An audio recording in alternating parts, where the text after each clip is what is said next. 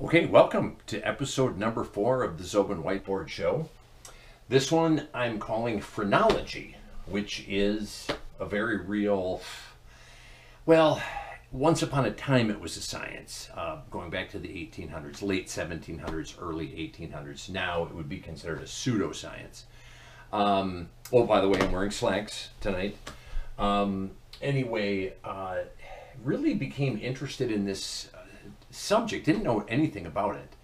And then, I don't know, maybe, well, let's see, back in 2011, I was working on a new song and just kind of looking for a subject to write about, and kind of stumbled across this whole thing of phrenology. A little bit later, I'll play the song and describe it a little bit more. But phrenology itself is a detailed study of the shape and size of the cranium as a supposed indication of character and mental ability. And this really intrigued me because I thought that seemed like a strange thing. Like there's something about the shape of your skull that would influence your personality or your intelligence. I can understand if you have a bigger skull, maybe the logic was you have a bigger brain and then therefore more intelligence, but that's not really what it is. It traces its roots back to 1796. It's a German physician, a very reputable physician named Franz Joseph Gall. The gall of him to do this. The root word phreno would mean mind, and then logi would be study of. That's usually what that means. But interestingly enough, phreno also means diaphragm, but it does not mean that the mind is in the diaphragm. Now, it'd be very interesting if it were. And then also logi in and of itself, or logi, is its own standalone word. It doesn't mean study of, it actually means lethargy, which you could actually tie into some of this stuff over here. Anyway, oh, by the way, if we were going to score keep this using the Dewey Decimal System, phrenology would be 139, okay? And you can get that if you go into your workbooks at home. How it worked is that Gall felt that there were 27 distinct, what he called organs within the brain, but really 27 different zones within the brain, and each one kind of controlled its own emotions, thoughts, character traits, intelligence to a certain extent. For example, right above the ear is where destructiveness was controlled. Right here would be combativeness. You would have, let's see, oh boy, perceptiveness is kind of right in here, which makes sense because it's near the eyes. That's probably what he was thinking. Offspring, love of offspring is kind of like in here. Domestic traits are kind of more in the back of the brain. Self-preservation and veneration, firmness, human nature, reflectiveness, comparativeness. It's pretty interesting, actually. And he felt like 18 of these characteristics were shared by all animals, but then there were like 9 additional ones that he felt only human beings had. Anyway, in time, it wasn't even that long, probably within a half a century, phrenology was largely debunked and just kind of not necessarily, well, discredited to a sense, but it became, like I say, more of a pseudoscience. But interestingly enough, Gall's sense that different parts of the brain controlled different emotions and different characteristics did actually preserve itself, and it's really the basis of what we would consider modern neuropsychology. So at least Gall does get that victory right there. How it worked is you would simply, measure, get the measurements of the skull, and then they would also examine it for any kind of bumps or irregularities, and then from that they could kind of determine, okay, if there was something going on here, it's like, oh, this person's kind of destructive or whatever. It is interesting. Now, I had a dream one time that involved my skull, or more specifically, my lack of a skull. In the dream, I had gone into my parents' room and I had to wake them up to tell them that I had come home from being downtown. And this is something in reality that I had to do, or they asked us to do up until probably we were, you know, at least well into college. And at some point it's like, you don't need to bother anymore. But in the dream, I had come in and woken up my parents, and I said, I didn't have a skull, and my brain was like swishing, and I said, I don't have a skull, Mom. M-A-U-M. I always thought that was kind of weird. Like, why Mom instead of just Mom? Anyway, that was a weird dream, because it's just like, and she was kind of alarmed, you know, because it's just like my brain is like squishing. When I woke up from that dream, I was like, oh God, I was so afraid that my skull was going to have somehow vanished. Anyway, that's Phrenology, just kind of a brief introduction. The song I wanted to play for you, it's not called Phrenology, it's called Got a Letter from a Lonely Girl. And this would be my 313th song I ever wrote. It was originally composed in 2011, and then I kind of updated some stuff to it in 2017. I wish this song was true. I wish it was based on a true story. It's not. This is what I would call fan fiction of my own life. And I guess you could say I'm playing the friend that receives this letter from this girl, a friend of mine, and she's clearly having some issues and is depressed, and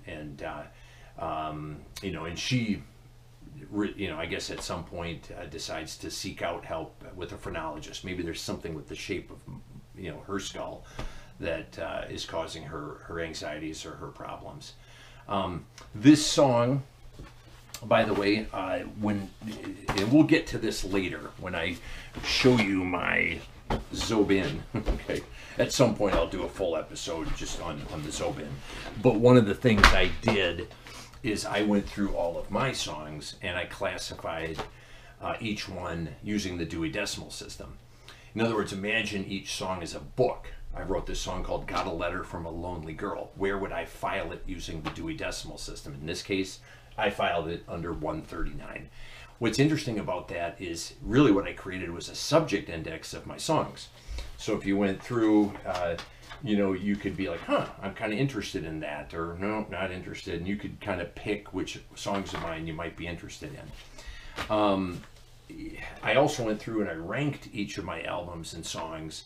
And I can tell you that Got a Letter from a Lonely Girl, at least at the time that I did these rankings, came in as my personal 12th favorite. So I guess I like it. You know, if you don't like this, then that probably would indicate that you're probably not going to like much of my stuff, because I consider this to be one of my personal favorites. Anyway, here we go. Just going to bring in my cheat sheet here.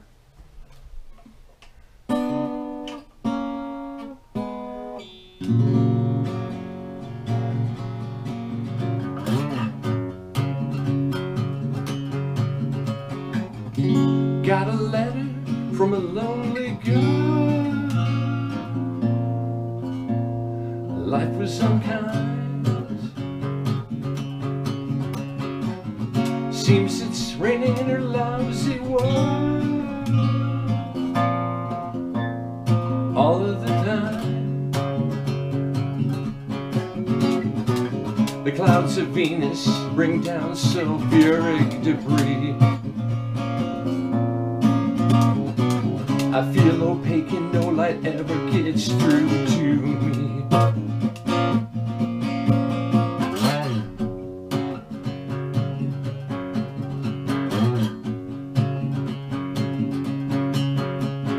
I feel forgotten and invisible. I'm rotting inside. All I've eaten is fruit and tea, and witches and spice. Golgotha is where I currently dwell. My days of longer drag on and get me raveled. I'm never leaving hell. I went to phrenologist who said my skull was just a mess. The shape of it shaped my thoughts, I guess. I tried to change the frame of it, clamp down and pound all over it, and now my brain is like a sieve. Where do my feelings go? Emotions never flow to the ocean without love. Can the soul be purified with soap water inside?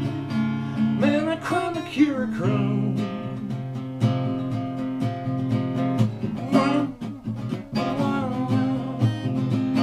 Playing Russian roulette with my skull, running.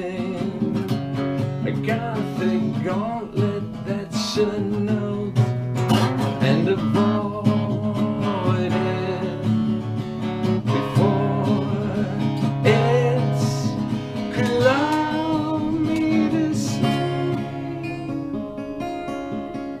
oh.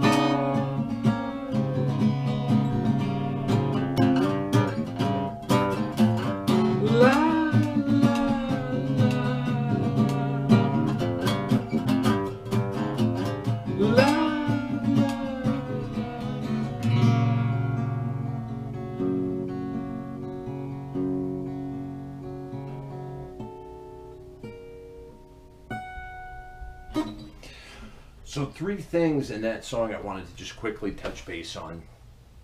At one point I mentioned hand witches, and that's something I'll probably do a separate episode on at some point. But at one point I was losing a ton of weight.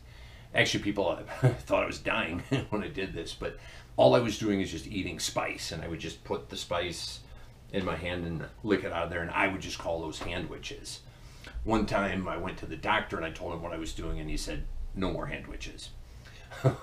Kept doing them. And then oh yeah, in this part of the song, which is my favorite, I'll slow it down. Or where do my feelings go? Emotions never flow to the ocean without love. Can the soul be purified with soap water inside? Man, I cry like Curachrome. So that can the soul be purified with soap water inside? That goes back years ago when I worked at the public library, and I used to fill in at the reference desk, and one day I got a call from this guy that we'd call Junior. That was his name. And he had some developmental disabilities or whatever, and he would always ask usually very graphic questions. More often than not, the librarians would have to go to the back office to answer them. Anyway, he called in when I was there one time, and he asked me, and he wasn't joking. I mean, he was very sincere, but he just asked me if the soul could be purified by drinking soap water. And, you know, the truth is, if you're doing your due diligence, you have to, go and try to at least make an attempt to find an answer. So I said, I'll call you back. I went through a whole bunch of religious encyclopedias and things like that. Never found anything related to soap water and soul purification. And I just called him back and said, you'll need to, I said I couldn't find anything. I said, I can't say the answer is no, but I can't confirm it for you.